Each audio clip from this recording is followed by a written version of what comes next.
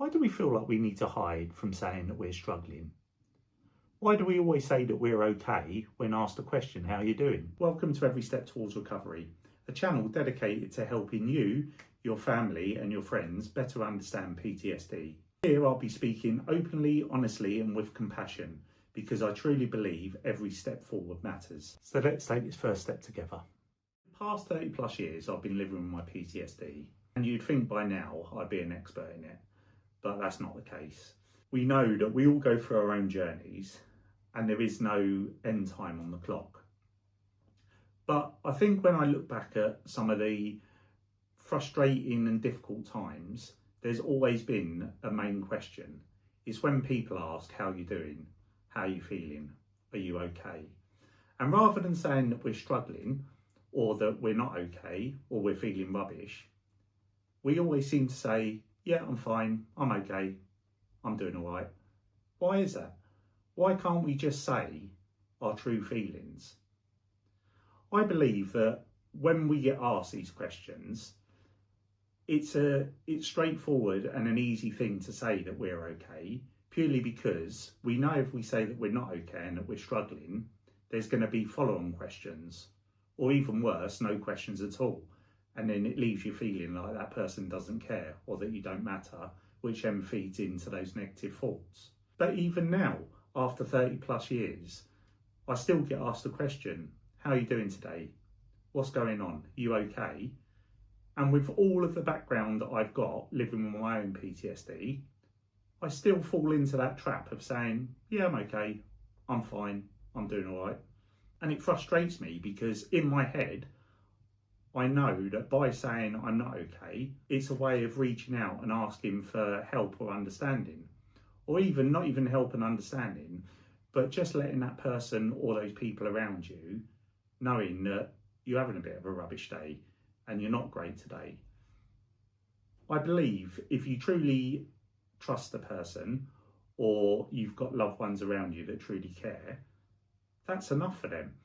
It's enough for them to know that you're having a bad day and that you're struggling, and just maybe by giving you a bit of space or saying, if you want to talk, I'm here. And that's it. It doesn't have to be loads of probing questions. But yet, knowing all of that, I still go back to, yeah, I'm okay, I'm fine. So it's maybe more ingrained than I think. I truly believe that our brains and the way that we work, we learn a script and we repeat it over and over again to the point that it's so ingrained, it's like learning a different language. It's not as easy just to know that we can say, no, we're not okay or we're struggling. Before we even go through that thought process, the words come out of our mouth, I'm okay. And then as soon as we hear the word saying I'm okay, I then feel like if I then change my mind and say, actually, I'm not okay, that sounds more confusing. So I just roll with it and just carry on my day as normal. But I've started now to slowly realise that and really work hard to unpicking it. So one of the examples, the other day I got asked whether I was okay. Someone said to me, oh, you don't seem that with it today, or they seem something off. And I followed it up by saying, no, I'm fine, I'm okay, just a lot going on with work, and using every excuse rather than saying it's my mental health or my PTSD.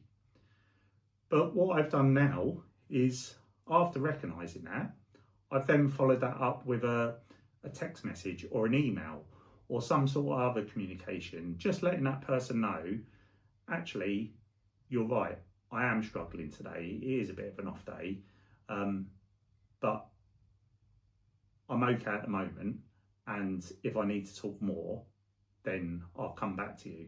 That can be difficult in itself. And even when I send them messages, it feels uncomfortable to me. So I suppose the challenge is, for me and for you, or for any family and friends that are supporting someone with PTSD, is just recognising that when the person says that they're okay, it might mean that they are okay, but also it might mean that they are struggling.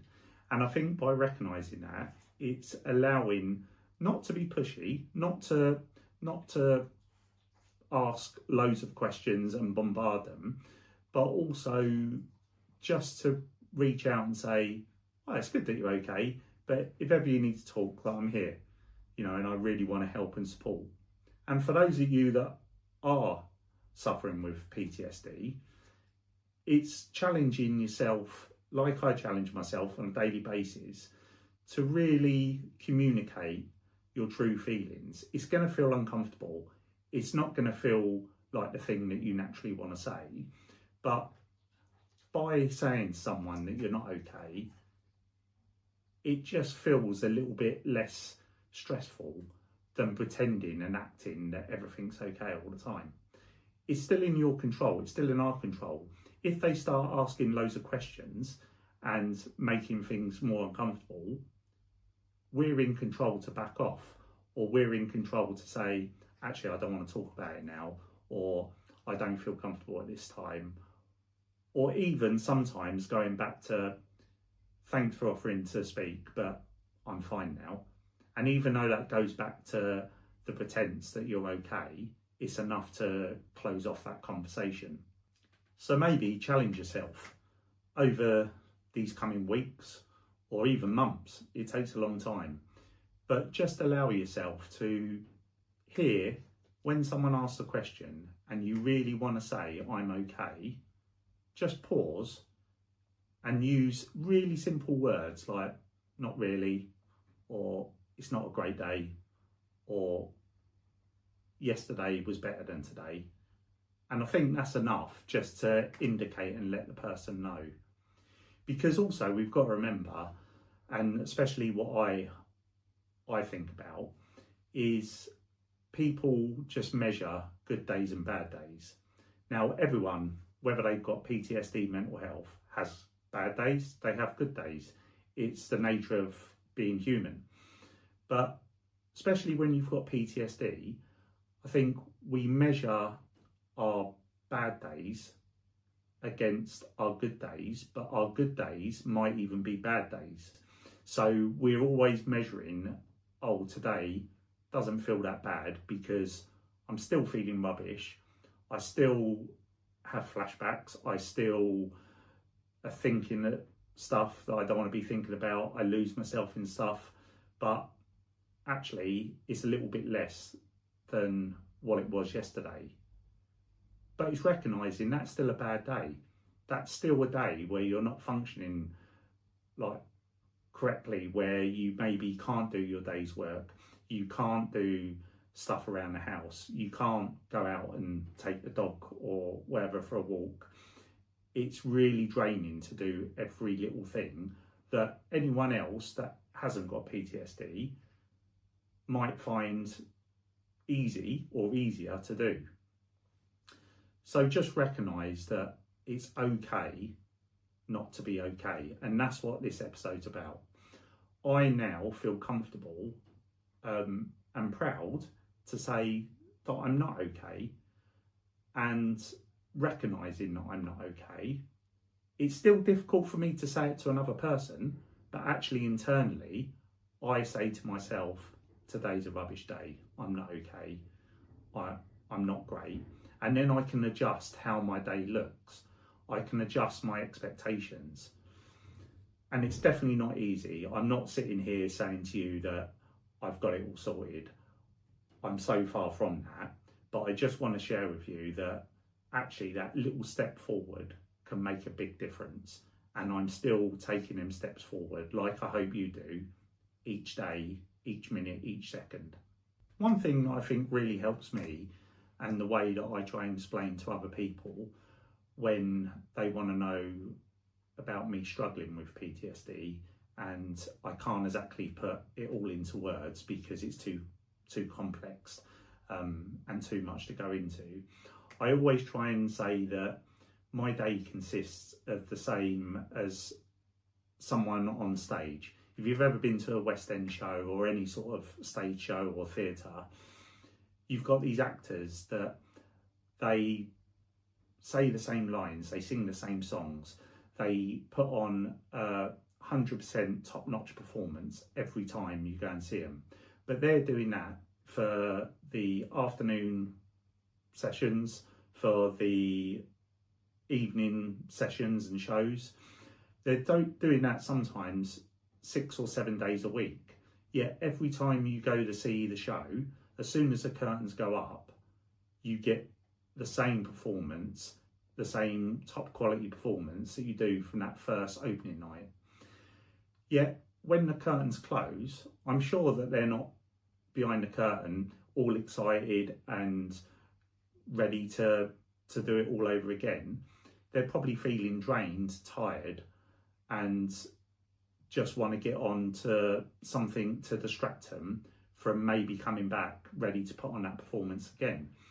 And I do honestly feel that that's like me, and maybe like you with your PTSD. We put on a show all the time. We put on the show that we want other people to see, other people to judge us on. So when we're saying things like, I'm okay, there's nothing wrong, it's all good, it's a rehearsed show, and it's something that we feel that others feel more comfortable hearing. Yet when we're not talking to others, or when we're not around other people, it's so draining. You've just done like a full stage show where you've rehearsed it so well, you've rehearsed all your answers, how you're acting, how you're looking, how you're behaving, but inside you're feeling tired, you're feeling upset, you're feeling angry, frustrated, drained, like all these different emotions, and that puts a toll on us. So it's not surprising that when we're on our own, we get into those places where we want to close the curtains, we want to switch off, we want to have the lights off, we don't want to talk to anyone, because that's our time where we just want to recharge. And as I know, those times can be really challenging, because it's them exact times where we've got the curtains closed, we're sitting in the dark room, we're isolating ourselves from other people, we're not looking after ourselves, whether that's through our fuel, our food intake, our drinks, our hygiene. Those are the times that it might feel the most comfortable for us or for you, but actually it's making things more and more difficult to come out of. And believe me, I've been there.